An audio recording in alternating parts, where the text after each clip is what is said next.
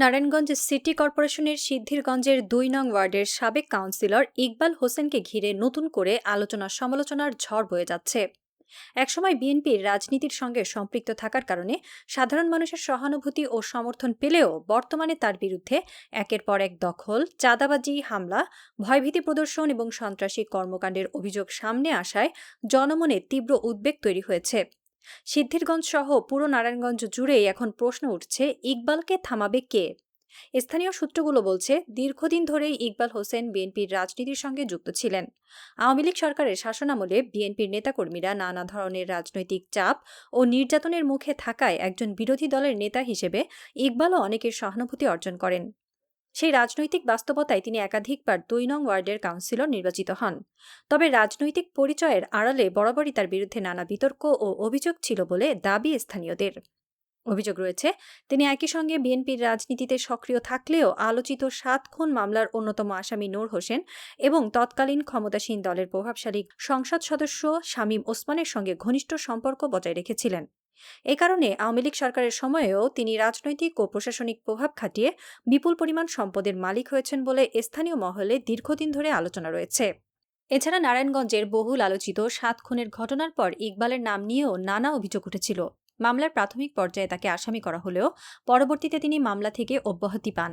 তবে নিহত panel member Nazrul ইসলামের পরিবারের সদস্যরা বিভিন্ন সময় প্রকাশ্যে দাবি করেছেন, ওই হত্যাকাণ্ডের পেছনের ঘটনা প্রবাহে ইকবালের ভূমিকা নিয়ে তাদের প্রশ্ন আজও রয়ে গেছে। স্থানীয় পর্যবেক্ষকদের মতে, আওয়ামী লীগ সরকারের সময় ইকবালের বিরুদ্ধে নানা অভিযোগ থাকলেও তিনি তুলনামূলকভাবে সতর্কতার সঙ্গে চলতেন। কিন্তু ২০২৪ সালের জুলাই আন্দোলনের মাধ্যমে রাজনৈতিক পট পরিবর্তনের পর তার আচরণ আরও বেপরোয়া হয়ে উঠেছে বলে অভিযোগ রয়েছে। সিদ্ধিরগঞ্জের বিভিন্ন এলাকায় জমি দখলের চেষ্টা, ব্যবসায়ীদের ভয়ভীতি প্রদর্শন, সাধারণ মানুষকে মারধর এবং প্রভাব বিস্তারের অভিযোগ ক্রমাগত বাড়ছে। সর্বশেষ নারায়ণগঞ্জ সিটি কর্পোরেশনের ২ নং ওয়ার্ড সচিবকে তার বাড়ির সামনে দলবল নিয়ে হুমকি ও গালাগালের একটি ভিডিও ভাইরাল হয়, যেখানে ইকবালকে বলতে শোনা যায়, তোর কোন বাবাই ঠেকাইব, তোর কোন বাবাই ঠেকাইব, যা ইতিমধ্যেই সামাজিক যোগাযোগ মাধ্যমে ভাইরাল হয়েছে। এর আগে ৫ আগস্ট পরবর্তী সময়ে তার অপকর্মের বিরুদ্ধে মিনহাজ নামে এক সাংবাদিক প্রতিবাদ করলে ওই সাংবাদিককে মারধরের অভিযোগ ওঠে। ঘটনাটি জাতীয় ও স্থানীয় গণমাধ্যমে ব্যাপকভাবে প্রচারিত হলে বিএনপি তাকে দল থেকে বহিষ্কার করে, কিন্তু সেই বহিষ্কারাদেশও তার কর্মকাণ্ডে কোনো প্রভাব ফেলেনি বলে অভিযোগ স্থানীয়দের। সিদ্ধিরগঞ্জের একাধিক বাসিন্দার দাবি, বর্তমানে ইকবালের নেতৃত্বে একটি শক্তিশালী বাহিনী গড়ে উঠেছে, যার মাধ্যমে এলাকায় আধিপত্য বিস্তার করা হচ্ছে। কেউ তার বিরুদ্ধে মুখ খুলতে সাহস পান না বলেও অভিযোগ রয়েছে। অনেকেই তাকে এখন সিদ্ধিরগঞ্জের নতুন গডফাদার হিসেবে আখ্যায়িত করছেন। পরে গত বছরের নভেম্বরে তার বহিষ্কারাদেশ প্রত্যাহার হলে আরও বেপরোয়া হয়ে ওঠে ইকবাল। সম্প্রতি জেলার পরিচিত চৌরঙ্গী গ্রুপের মালিক ব্যবসায়ী আব্দুস সাত্তার নারায়ণগঞ্জ প্রেস ক্লাবে সংবাদ সম্মেলন করে ইকবালের বিরুদ্ধে জমি দখলের চেষ্টার অভিযোগ আনেন। সংবাদ সম্মেলনে তিনি দাবি করেন, প্রভাব খাটিয়ে তার সম্পত্তি দখলের অপচেষ্টা চালানো হচ্ছে এবং এই ঘটনায় তিনি নিরাপত্তাহীনতায় ভুগছেন।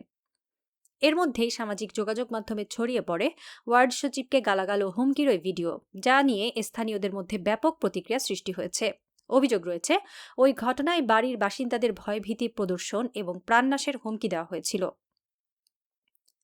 সুশীল সমাজের প্রতিনিধিরা বলছেন, কোনো ব্যক্তি যদি রাজনৈতিক পরিচয়, অর্থনৈতিক প্রভাব কিংবা বাহুবলের জোরে আইনের ঊর্ধ্বে অবস্থান করেন, তাহলে তা শুধু একটি এলাকার জন্য নয়, পুরো সমাজের জন্যই বিপজ্জনক বার্তা বহন করে। তাদের মতে, ইকবাল হোসেনের বিরুদ্ধে ওঠা অভিযোগগুলোর নিরপেক্ষ তদন্ত হওয়া প্রয়োজন।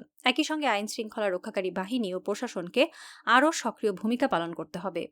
এদিকে স্থানীয় বাসিন্দাদের অনেকেই প্রশ্ন তুলেছেন, একবার বহিষ্কার হওয়ার পরও শিক্ষা হয়নি ইকবালের? সে এখনও প্রকাশ্যে প্রভাব বিস্তারের লক্ষ্যে নানা অপকর্ম করছেন। তার বিরুদ্ধে ওঠা অভিযোগগুলোর বিষয়ে কার্যকর ব্যবস্থা না নেওয়া হলে সিদ্ধিরগঞ্জে দখল, সন্ত্রাস ও চাঁদাবাজির সংস্কৃতি আরও শক্তিশালী হয়ে উঠতে পারে বলেও আশঙ্কা করছেন তারা। সিদ্ধিরগঞ্জের সাধারণ মানুষের মুখে এখন একটি প্রশ্নই ঘুরপাক খাচ্ছে, বিতর্ক, অভিযোগ ও আতঙ্কের কেন্দ্রবিন্দুতে থাকা ইকবাল হোসেনকে থামাবে কে? নাকি দখল, ভয়ভীতি ও প্রভাব বিস্তারের রাজনীতি চলতেই থাকবে? নারায়ণগঞ্জ সমাচারের সাথে থাকার জন্য ধন্যবাদ। লাইক, কমেন্ট ও শেয়ার করে পাশে থাকুন।